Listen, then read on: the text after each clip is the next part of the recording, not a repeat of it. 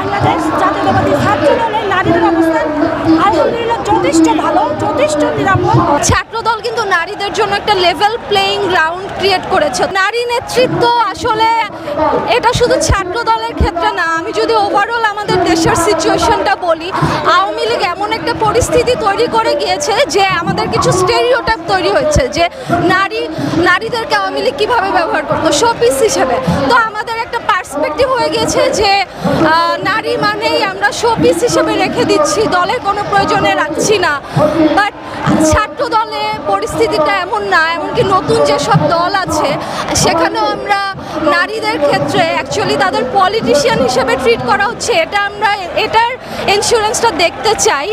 আর ছাত্র দলের মধ্যে বর্তমানে যদিও তুলনামূলকভাবে পুরুষদের তুলনায় নারী নেতৃত্ব কম, কিন্তু প্রতিনিয়তই নতুন নতুন নারীরা উঠে আসছে এবং ছাত্রদল কিন্তু নারীদের জন্য একটা লেভেল প্লেইং গ্রাউন্ড ক্রিয়েট করেছে। তো আমি আশা করব যে ছাত্রদল বাদে অন্যান্য যেসব দল আছে, স্পেশালি নতুন যারা আছে, তাদের কাছে আমাদের অনেক এক্সপেকটেশন আছে, তারা যেন নারীদের সর্বোচ্চ সুযোগ সুবিধা নিশ্চিত করে এবং লেভেল প্লেইং গ্রাউন্ডটা নিশ্চিত করে। আরেকটা ব্যাপার, নারীরা যারাই রাজনৈতিক দলে আসে, সেটা যে দলেরই হোক না কেন, হোক সে বামপন্থী, ডানপন্থী অথবা মধ্যপন্থী, তারা স্লাট শেমিংয়ের শিকার হয়। এটা যেন নারীর বিরুদ্ধে একটা হাতিয়ার।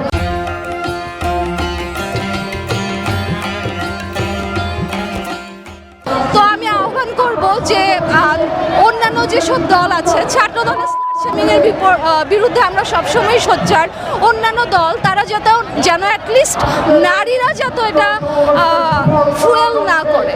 নিরাপত্তার ব্যাপারটা অবশ্যই আমাদের দেশের যদি ওভারঅল সিচুয়েশন আমরা করি, পলিটিশিয়ানদের কিন্তু এখনও নিরাপত্তা নেই, একজন পুরুষ পলিটিশিয়ানেরই নিরাপত্তা নেই। সেক্ষেত্রে নারীদের ক্ষেত্রে ব্যাপারটা আরও সেন্সিটিভ। তো এই নিরাপত্তার ব্যাপারটা দলের যেরকম দায়বদ্ধতা আছে, সরকারেরও কিন্তু একটা দায়বদ্ধতা আছে। তো এক্ষেত্রে সরকারেরও মনোযোগী হওয়া লাগবে দলের পাশাপাশি। নিজের নিরাপত্তা নিজেকে দিতে হবে। একজন নারীকে অবলা নারী, একজন নারীর নিজের নিরাপত্তা নিতে হবে। হ্যাঁ, আমরা চলার পথে বিভিন্ন সময় বিভিন্ন কিছুর সম্মুখীন হতে পারি, কিন্তু সকল সমস্যাকে আমাদের ডিঙ্গিয়ে যেতে হবে। আমরা নারী, আমরা সব পারি। আর বাংলাদেশ জাতীয়তাবাদী ছাত্র দলের মহাসমাবেশ আজকে জনসমুদ্রে পরিণত হবে ইনশাল্লাহ। আমরা মনে করি এই ছাত্র সমাবেশ থেকে এই দেশের জন্য, এই দেশের নারীদের জন্য ভালো কিছু বয়ে আনবে ইনশাল্লাহ। অবশ্যই বাংলাদেশ জাতীয়তাবাদী ছাত্র দলের নারীদের অবস্থান আলহামদুলিল্লাহ যথেষ্ট ভালো, যথেষ্ট নিরাপদ এবং নিজের নারীরা এখানে নারী নিরাপদ।